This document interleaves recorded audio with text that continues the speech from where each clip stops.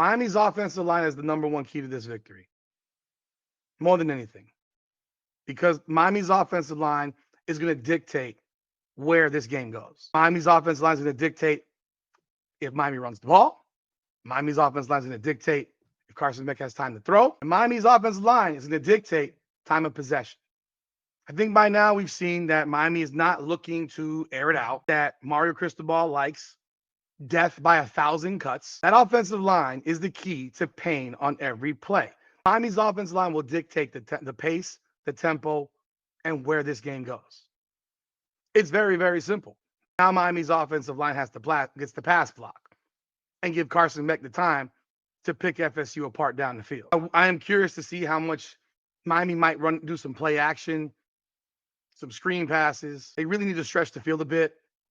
Keep FSU honest. Miami's not playing that aired out football.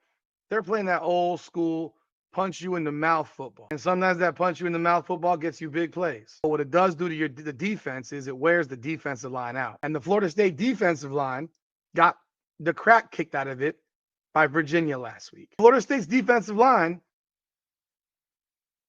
is not putting pressure on the quarterback. Their front four only has a combined 2 sacks. The front four for the Florida State Seminoles has a combined 2 sacks. So your front four for Florida State has a combined 2 sacks. They don't get a lot of pressure, and they got blown off the ball by Virginia pretty much the entire game. The defensive line has to come with that same swarming, violent energy, the excitement, 6, 7, 8, 9 hats to the ball. But it starts up front with Ruben Bain and Akeem Mesidor. They have the most dominant defensive line in the country.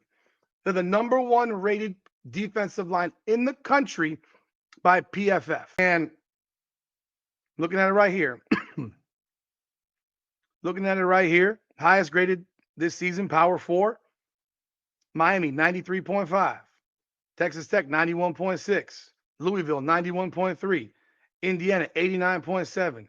Pittsburgh, 89.1. Missouri, 87.5. Miami has number 1 rated defensive line in America, and they got to play that way on Saturday night. They have to be violent, physical, aggressive, get pressure, put Thomas Castellanos on his ass over and over and over. They cannot take one single play off, because he has the ability with his legs to create stuff when you take a play off. If that defensive line plays the way it played against the University of Florida, Miami's going to win this game big.